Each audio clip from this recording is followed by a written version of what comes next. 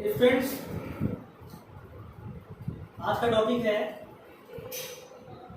क्या set theory. जो मैंने क्लास 11 की पढ़ाई थी एक्सरसाइज 1.1 के लिए जो मैंने थ्योरी बताई थी, तो आज हम लोग एक्सरसाइज 1.1 को सॉल्व करेंगे। और जितने भी व्यूअर्स हमारे यहाँ नए हैं, जितने स्टूडेंट हमारे चैनल पे नए जुड़े हैं, वो सभी चैनल को सब्सक्राइब कर लें ताकि चैनल से जुड़ी कोई भी इंपॉर्टेंट अपडेट्स आपसे मिस ना हो। आइए देखते हैं एक्सरसाइज 1.1। एक्सरसाइज 1.1 में क्वेश्चंस हैं, which of the following are sets, justify your answer। मेरा इनमें से कौन से सेट्स हैं और हमें आंसर जस्टिफाई करना है। पहला बताया गया है the collection of all months of a year, the collection of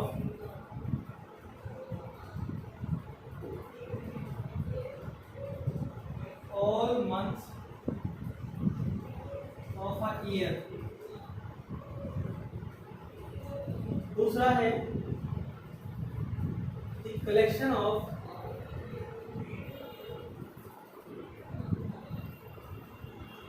ten most talented writers of India। Third है a team of 11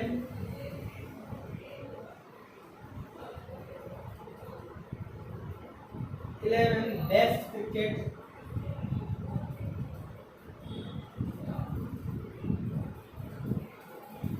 batsmen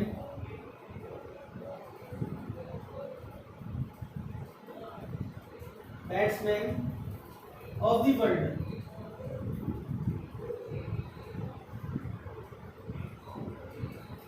fourth है the collection of all boys in your school।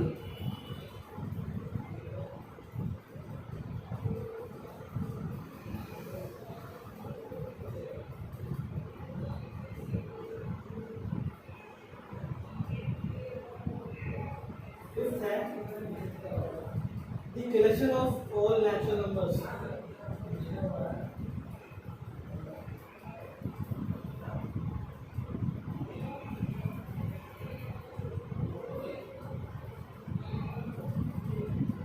less than 100।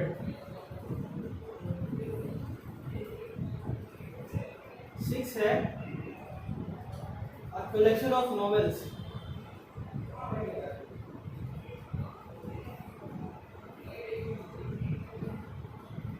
written by the writer Munshi Premchand.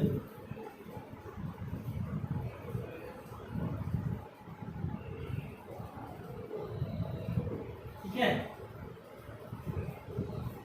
the collection of all even integers, the collection of all even integers। पहला तो check करते इतने में ही कि कौन कौन से सेट है, कौन कौन से सेट नहीं है।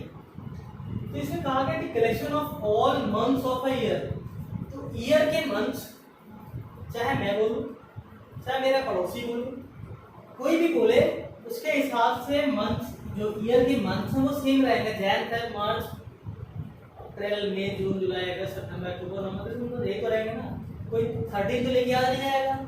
वर्ल्ड में कोई भी बोल दे कि ईयर के मंथ्स कौन कौन से होते हैं, तो सभी लोग सेम ही कलेक्शन बताएंगे। मे भी ऑर्डर आगे पीछे कर दें, लेकिन ऑर्डर भी लगभग सेम ही बताएंगे।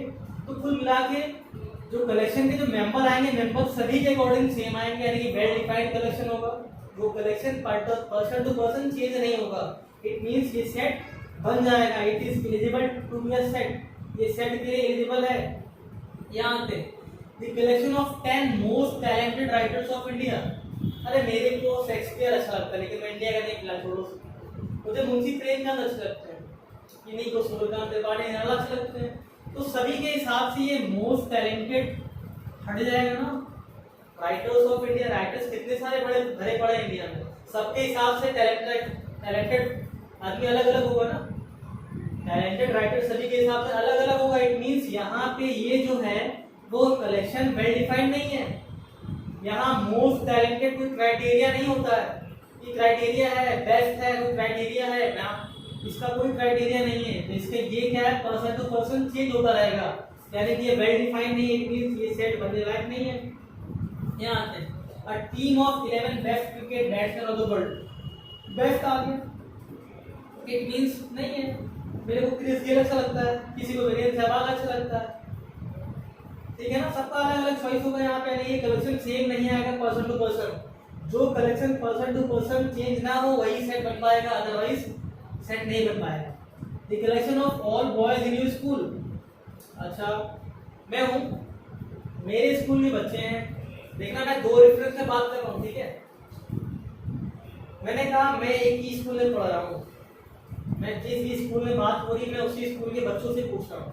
तो उसी स्कूल के जो बच्चे होंगे उन सभी बच्चों के करस्पॉन्डिंग सारे स्कूल के बच्चों का अगर मैं कलेक्शन लूंगा तो सभी के हिसाब से कलेक्शन सेम आएगा। लेकिन अगर मैंने एक जयपुरिया का बच्चा है और एक सेंट जोसेफ का बच्चा है, मैं जयपुरिया वाले ने कहा collection of your all students of A school, उसका कुछ अलग आएगा। सेंट जोसेफ वाले कुछ अलग आएगा, नहीं वो कलेक्शन आपस में इधर चेंज हो रहे हैं ना, वो पर्सन टू पर्सन क्या हो रहा है, चेंज हो रहा है। यानी ये सेट बन भी सकता है, सेट नहीं भी बन सकता है। कब नहीं बन पाएगा, जब मैंने यो लिखा ना योर स्कूल, तो मैं स्कूल के ही बच्चों से अगर कहूँगा, एक ही स्कूल के बच्चों से कहूँगा कि हाँ अपने स्कूल के स्टूडेंट्स के बारे में बताओ, तब ये सेट बन जाएगा।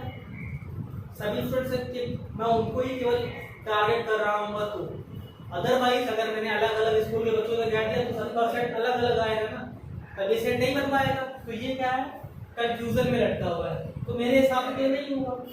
आगे देखते हैं, the collection of all natural number less than 100, और 100 से छोटे सभी नेचुरल नंबर, भैया 1 से लेकर 99 तक, 1 2 3 4 5 and so on up to 99, 100 include नहीं है, लेस देन का आ गया 100, ठीक है। इट मींस सभी के हिसाब से क्या रहेगा, सेम रहेगा।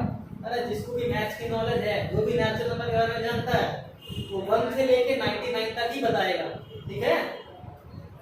यहाँ देखते हैं, A collection of novels written by the writer Munshi Premchand. तो मुंशी प्रेमचंद ने जो भी नॉवेल्स लिखी हैं वो दुनिया का हर एक आदमी जानता होगा, जिसको भी लिटरेचर में इंटरेस्ट है वो सब जानता होगा। हिंदी लिटरेचर में जिसको भी इंटरेस्ट है वो मुंशी प्रेमचंद की सभी नॉवेल्स का कलेक्शन एक फाइनाइट कलेक्शन होगा, जो कि पर्सन टू पर्सन चेंज कभी नहीं होगा। इट मींस ये सेट है। The collection of all even integers, even integers का जो कलेक्शन है वो भी सभी के हिसाब से क्या रहेगा, सेम रहेगा। जैसे कि 0 +-2 +-4 +-6 +-8 +-10 एंड सो ऑन, बढ़ता रहेगा ना ऐसे ही एंड सो ऑन। 3 डॉट लगाता हूँ, जब मैं बताऊंगा आगे फाइनाइट सेट इनफिनाइट सेट तब बताऊंगा मैं। फिलहाल इतनी बात समझ में आई, ये भी एक सेट बनने लायक है, यानी कैसे सेट पहचानना है ये बात समझ में आ गई। आई होप इतनी बात समझ नहीं होगी। हम लोग आगे बढ़ते देखते हैं क्वेश्चन, ठीक है। स्क्रीनशॉट ले लीजिए या फिर अपना वीडियो पॉज करके उसको नोट कर लीजिए।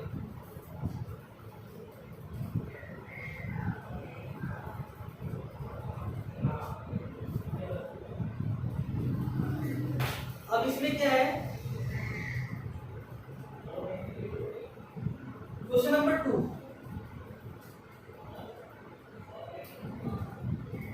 कुछ टर्म्स होते हैं यहाँ पे 1 2 3 4 5 और 6, बड़े बेसिक से टर्म है ये, समझते हैं इसको, ठीक है। बहुत इजी से टर्म है, इसका कुछ टर्म नहीं है। यहाँ पे एक ग्रीक अल्फाबेट है एप्सिलॉन, इसे क्या पढ़ते हैं, एप्सिलॉन पढ़ते हैं, एप्सिलॉन, ये ग्रीक अल्फाबेट है। इस एप्सिलॉन का फ्रेजल मीनिंग क्या होता है, बिलोंग्स टू, बिलोंग्स टू, कहते हैं this marker belongs to me, ये मार्कर मेरा है, this marker belongs to me. तो ऐसे ही ये एप्सिलॉन मैथमेटिकल टर्म्स में यूज होता है, और ये मैथमेटिकल टर्म्स में इसका मतलब क्या होता है, बिलोंग्स टू, ठीक है। तो जैसे कि इस सेट के अंदर 5-6 एलिमेंट है, 1 2 3 4 5 6, तो 1 इस सेट के अंदर आ रहा है, 2 भी इस सेट के अंदर आ रहा है, 3 भी इस सेट के अंदर आ रहा है। तो हम लोग इतना बोले थे ना कि 1 सेट के अंदर आ रहा है, लेकिन वो ना, तो इसको कुछ मैथमेटिकल सिंबल से डिनोट करते हैं ना। तो मैथमेटिकल सिंबल कौन सा है? एप्सिलॉन। देखना, मैंने कहा 1 सेट ए में आ रहा है ना, तो कह देंगे 1 belongs to set A. 2 set A में आ रहा है ना, 2 belongs to set A. 3 belongs to set A. 4 belongs to set A. 5 belongs to set A. 6 belongs to set A. क्या 7 इसमें आ रहा है? तो ये कह रहे हैं 7 डज नॉट बिलोंग्स टू, तो ये बिलोंग को काट देंगे। इसका मतलब होता है, देखो बिलोंग्स को अगर मैंने काट दिया, it means does not belong. इसका मतलब क्या है? Does not belong to. ठीक है, तो ये क्या 7 डज नॉट बिलोंग टू है।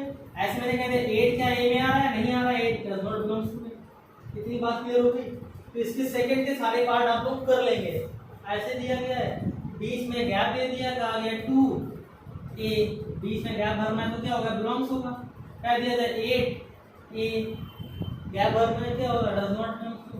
फिर करना, ठीक है। इतनी बात क्लियर हो गई होगी आई होप आप लोगों को, ठीक है। तो अब कर रहा हूँ,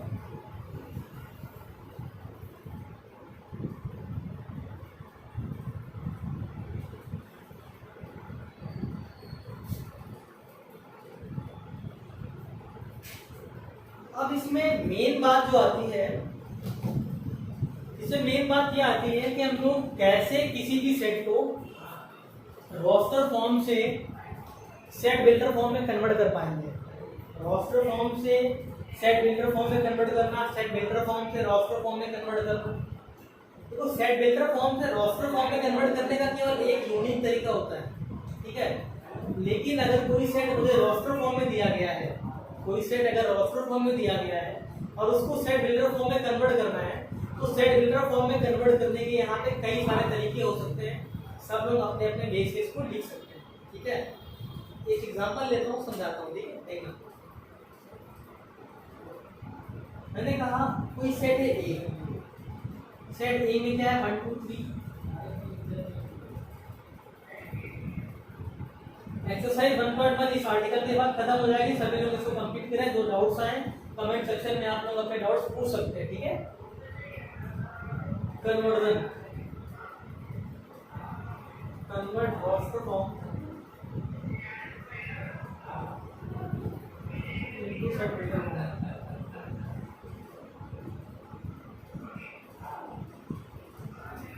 convert roster form into set builder form, ठीक है।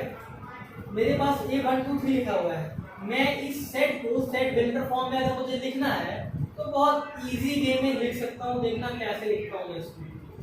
मैंने कह दिया सेट ए है, कह दिया set of all x such that x minus 1 into x minus 2 into x minus 3 x minus 3 x plus 4 x plus 5 equal to 0 where for all x belongs to z plus, मैंने कहा positive integer में होना चाहिए। मैंने इस set को roster form से set builder form में कन्वर्ट कर दिया। लिखने का तरीका कुछ डिफरेंट है। आई होप इतनी बात क्लियर हुई होगी। देखना मैंने क्या बताया, ये एक पॉलिनोमियल है कि नहीं है, ये एक बहुपद है कि नहीं है। अगर मैं इनको 0 के इक्वल लूं तो x की वैल्यू 1 आएगी, 1 2 आएगी, 1 3 आएगी, एक -4 आएगी, एक -5 आएगी। लेकिन -4 और -5 ये z प्लस में नहीं आता, पॉजिटिव इंटीजर में नहीं आता। इट मींस केवल यहाँ से 1 2 और 3 को इंक्लूड किया जाएगा, -4 और -5 को इंक्लूड नहीं किया जाएगा। मैं इसी सेट को एक डिफरेंट फॉर्म में और लिख के दिखाता हूँ। देखना, a equals to set of all x such that x minus 1 x minus 2 x minus 3 equals to 0 where x belongs to real number। ये कैपिटल आर वाला है, ठीक है, कैपिटल आर रियल नंबर, ठीक है। तो अब यहाँ से x की वैल्यू 1 आएगी, 2 आएगी, 3 आएगी, तीनों रियल नंबर होता है। यानी फिर से वही 1 2 3 आ गया। तो देखा कि इस रोस्टर फॉर्म को मैंने सेट बिल्डर फॉर्म में इस तरीके से भी लिख दिया, इस तरीके से भी लिख दिया, यहाँ x बिलोंग्स टू z आ रहा था। मैं एक तरीका और भी लिख सकता हूँ, a equals to set of all x such that x is between 1 and 3 for all x belongs to natural number capital N। ठीक है, तो समस्या तो यहाँ से मेरे पास 1 ही आएगा, 2 ही आएगा, 3 ही आएगा। अब कैसे 1.1 भी तो इसके बीच में आता है। अरे बेटा 1.1 नहीं लेना है, 1.2 भी नहीं लेना है, 2.8 भी नहीं लेना है। 2 मैंने यहाँ क्या कह दिया कि x क्या है, नेचुरल नंबर है। 3 को मैंने इंक्लूड किया, 1 को मैंने इंक्लूड नहीं किया है, सॉरी 1 को भी मैंने इंक्लूड किया, इसलिए 1 भी आएगा, बीच वाला 2 भी आएगा, 3 भी आएगा। अगर मैं यहाँ किसी एक को इंक्लूड नहीं करता तो वो नंबर नहीं आता। अरे वो बात क्लियर हुई होगी, ठीक है, ओके। मैं इसी को चाहूँ तो मैं एक डिफरेंट वे में और भी लिख सकता हूँ, such that x is greater than 0 less than 4 for all x belongs to natural number। बड़ा तुमने देखा अभी भी 0 और 4 के बीच के नेचुरल नंबर, ना तो 0 इंक्लूड है ना ही 4 इंक्लूड है। इसका मतलब क्या, 1 भी आएगा, 2 भी आएगा, 3 भी आएगा, ना तो 4 आ रहा है ना ही 0 आ रहा है। जो नेचुरल नंबर होता भी नहीं, तो 1 2 3 1 2 3। तो देखा मैंने कि इस रोस्टर फॉर्म को मैंने 4 अलग अलग तरीके से सेट वेक्टर फॉर्म में लिख पाया।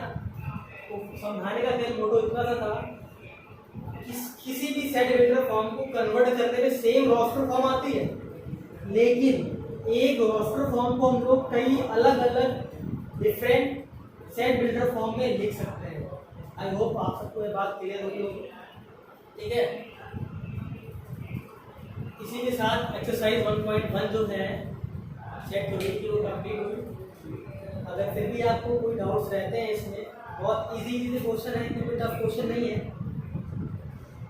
तो मैं डिस्कस कर ले रहा हूँ एक दो क्वेश्चन।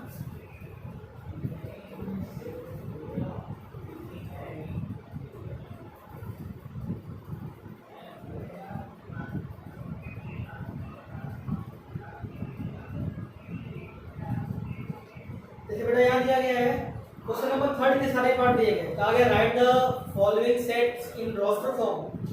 3 के पहले में दिया गया फर्स्ट पार्ट में a equals to set of all x such that x is an integer और x इज बिटवीन -3 एंड 7। आप लोगों ने क्लास 10th में क्लास 9th में रियल नंबर के बारे में पढ़ा होगा। रियल नंबर 2 तरह के होते हैं, अगर पढ़ा नहीं है तो मैं इसके लिए अलग से वीडियो बना के अपलोड कर दूंगा, जिससे मैं केवल रियल नंबर को एक्सप्लेन करूंगा। रियल नंबर के 2 अलग अलग पार्ट होते हैं, रैशनल नंबर, ये रैशनल नंबर में भी अलग अलग पार्ट आते हैं। मैं वो समझा दूंगा, वो एक मैं वीडियो सेपरेट बना के डाल दूंगा। जिसको भी कोई डाउट है तो उसमें देख लेना, क्लियर कर लेना, ठीक है।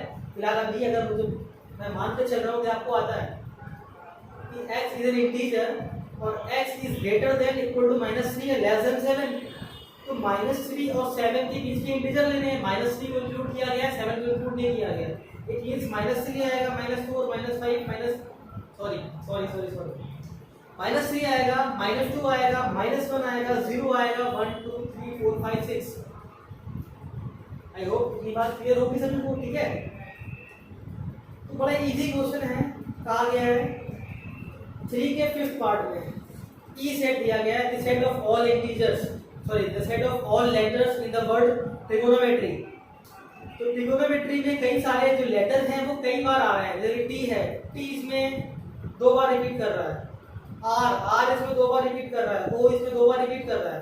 तो हम जानते हैं सेट्स के अंदर, मैंने इसके पहले सेट थ्योरी का लेक्चर डाला था, उससे मैंने बताया था कि सेट में कोई भी एलिमेंट कभी रिपीट नहीं करता।